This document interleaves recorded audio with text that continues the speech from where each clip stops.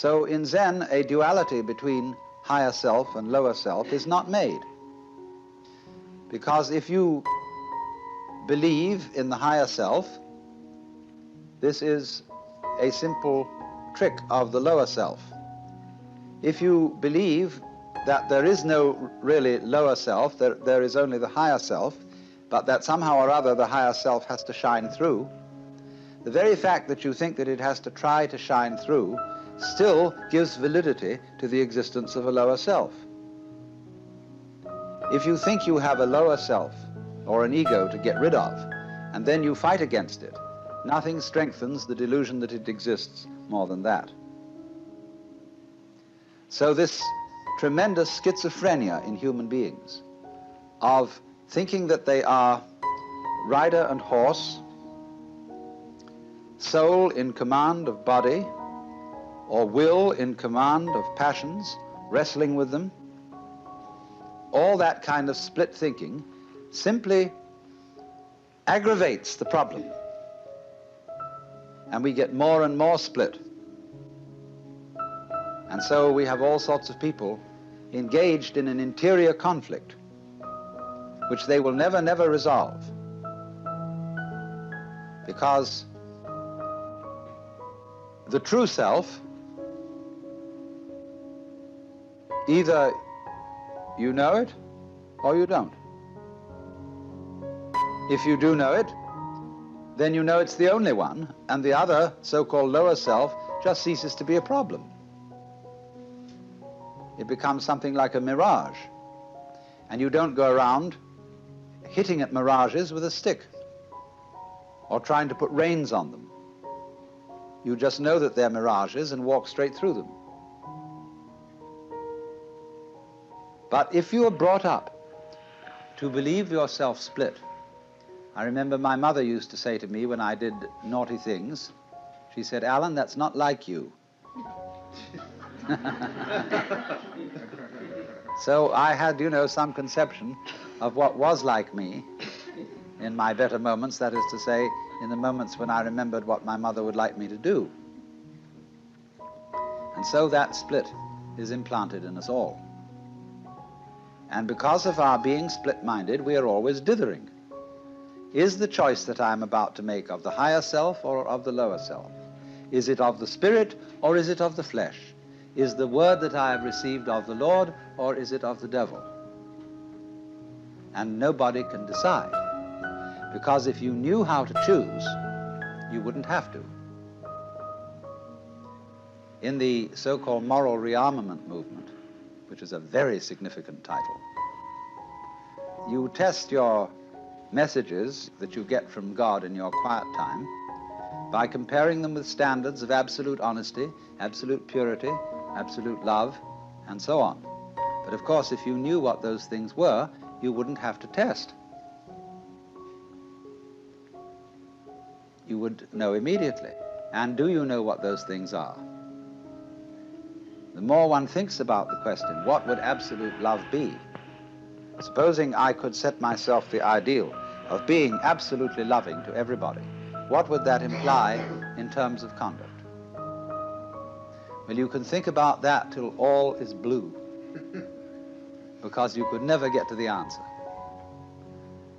The problems of life are so subtle that to try to solve them with vague principles, as if those vague principles were specific instructions, is completely impossible. So, it is important to overcome split-mindedness, but what is the way? Where can you start from if you're already split? A Taoist saying is that when the wrong man uses the right means work in the wrong way.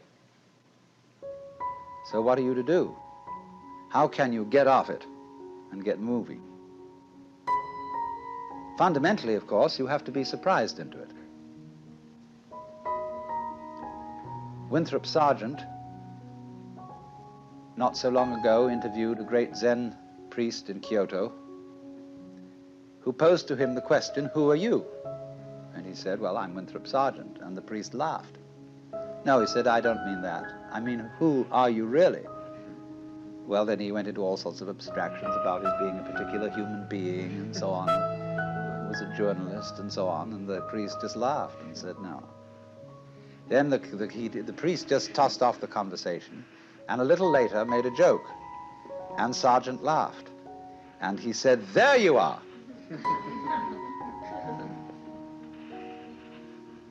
There was an army officer who once came to a Zen master and said, I have heard a story about a man who kept a goose in a bottle. And it was growing very rapidly, and he didn't want to break the bottle and he didn't want to hurt the goose, so how would he get it out? The Zen master didn't answer the question at all, but simply changed the subject. Finally, the officer got up to leave, and he went over to the door, and suddenly the Zen master called out, oh, officer? And he turned around and said, yes? The master said, there, it's out.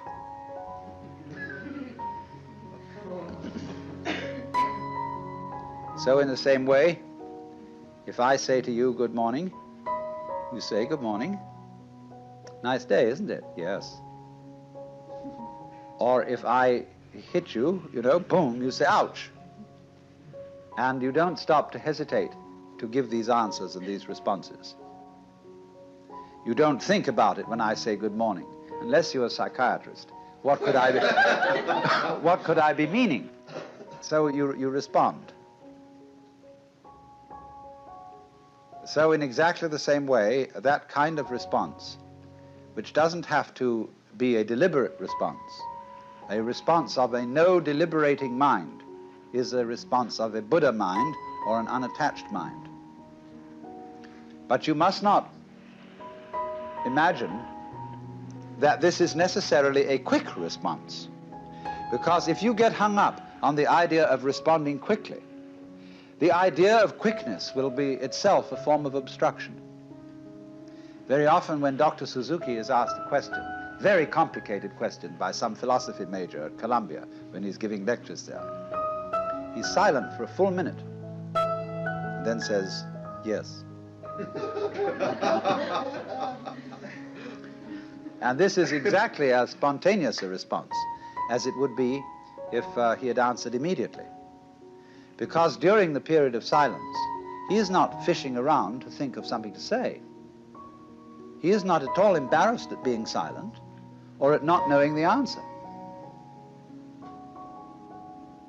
So, if you don't know the answer, you can be silent. If nobody asks a question, you can be silent. There's no need to be embarrassed about it or to be stuck on it. But you cannot overcome being stuck if you think that somehow you would be guilty if you were stuck.